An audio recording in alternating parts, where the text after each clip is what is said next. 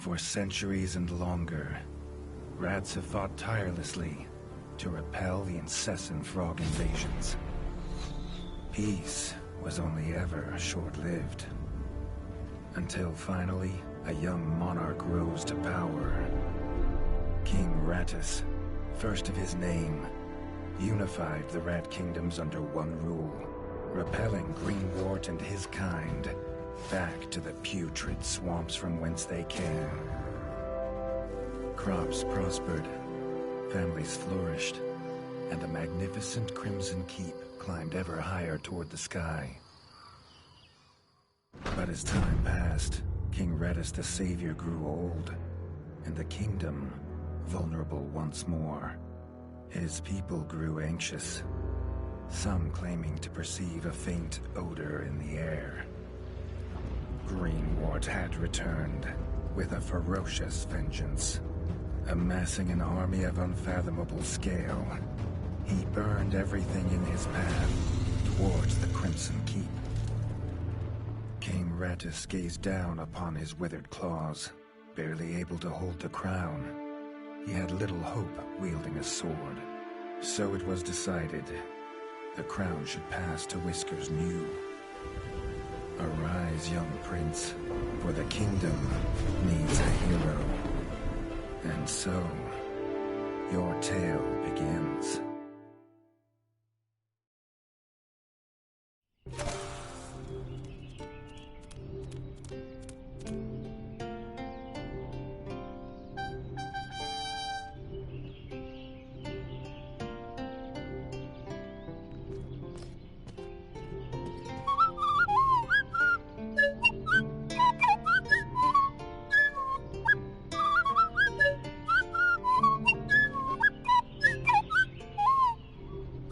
When his squire woke him with this god-awful noise, the young prince was dreaming about this day, just like he had for months.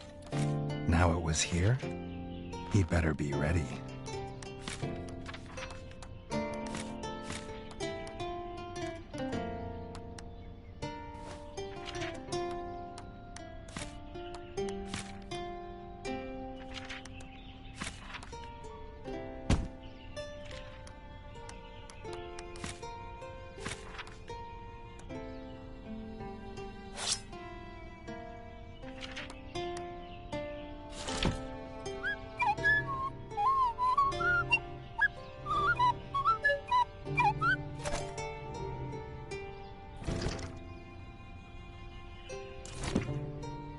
If he'd known how unlike a dream today would be, he might have stayed in his bed.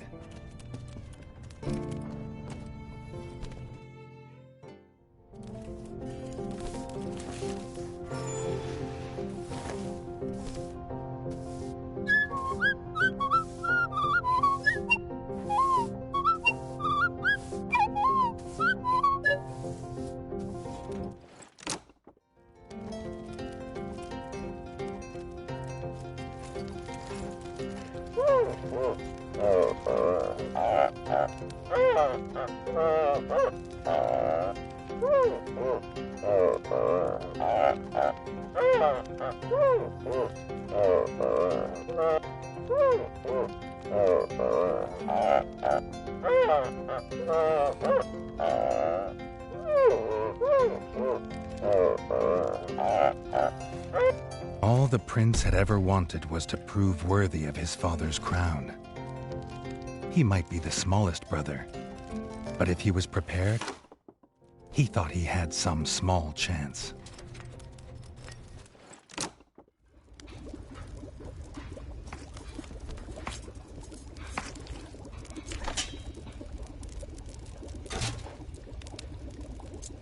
Reggie's brother, the chef, offered a fine menu, but after Dennis had eaten, there was no food left.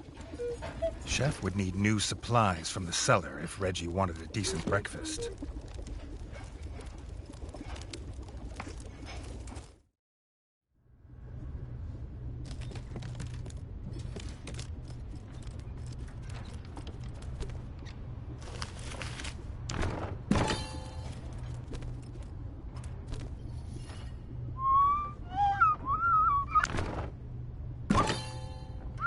The bard had found the last of the summer raspberries in the bare basement. The bard was quick to offer one, even though they weren't his.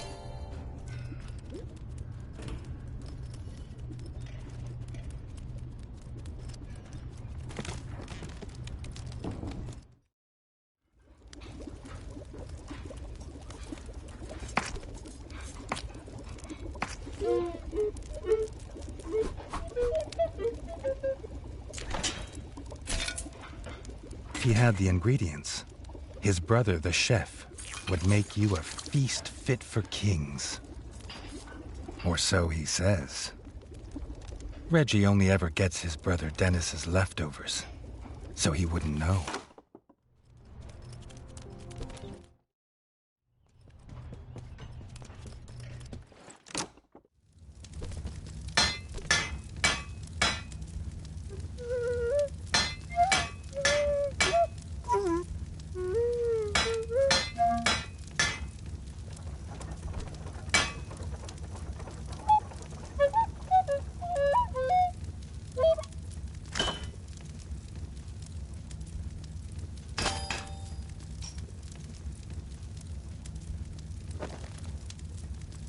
His brother, the smith, could forge armor and weapons to see off any enemy.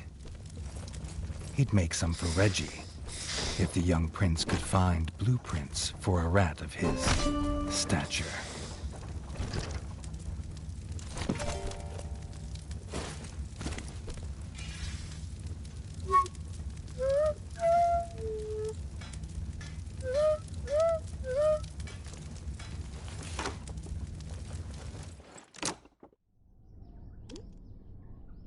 His eldest brother didn't think Reggie could hit a target, even if it was standing still.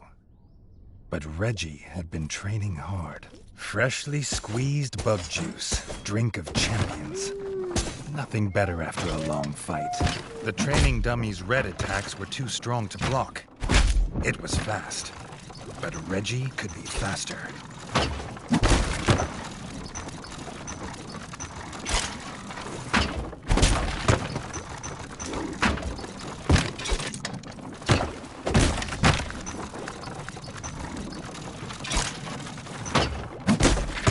Not even Reggie could dodge the dummy's yellow attacks.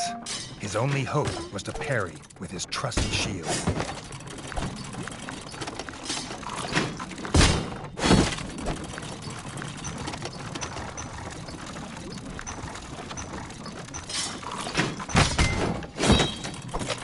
The dummy's final attack shook the ground. Reggie would need to dodge to remain unscathed.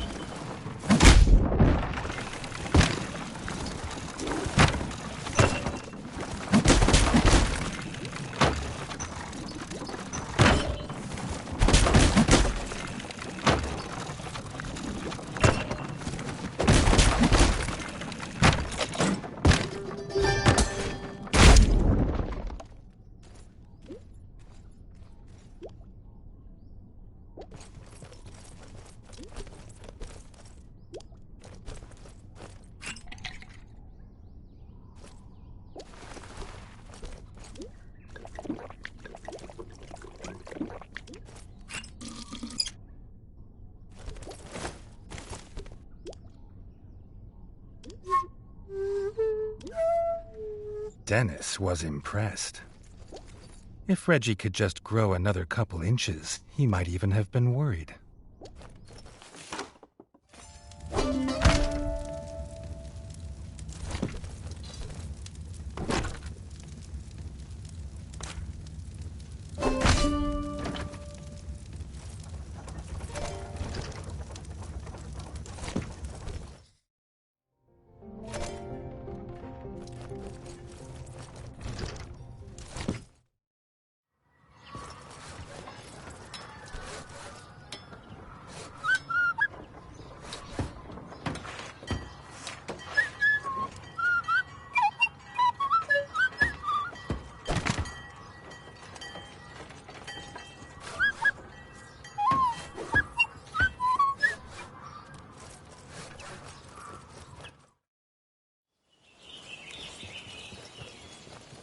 Reggie'd never seen the Crimson Fort so full of rat folk.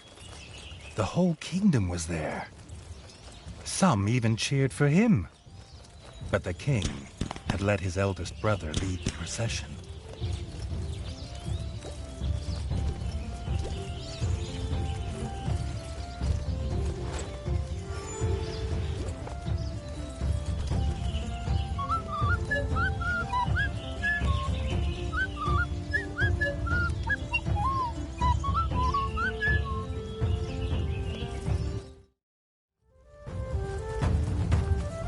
If he was scared, he wasn't showing it.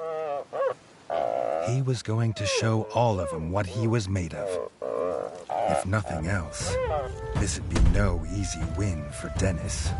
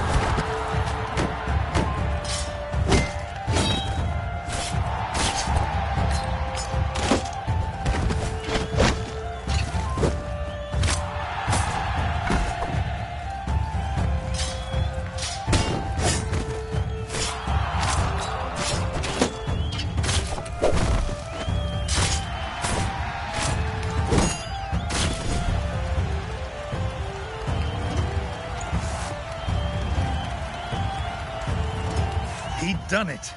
He'd proved himself a worthy heir to his father's kingdom.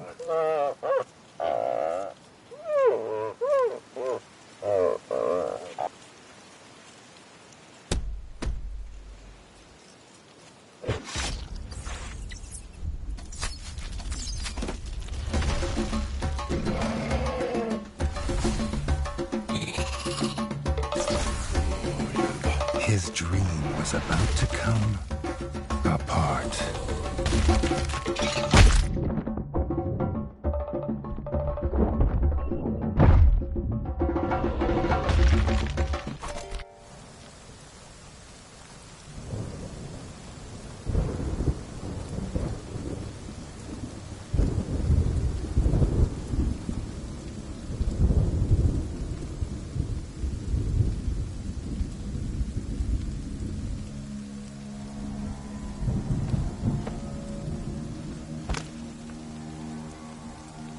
The prince woke this time from a dream of blood and frog spawn, finding he had neither a crown, nor a kingdom, nor a father. He needed a place to recover, somewhere to make a plan.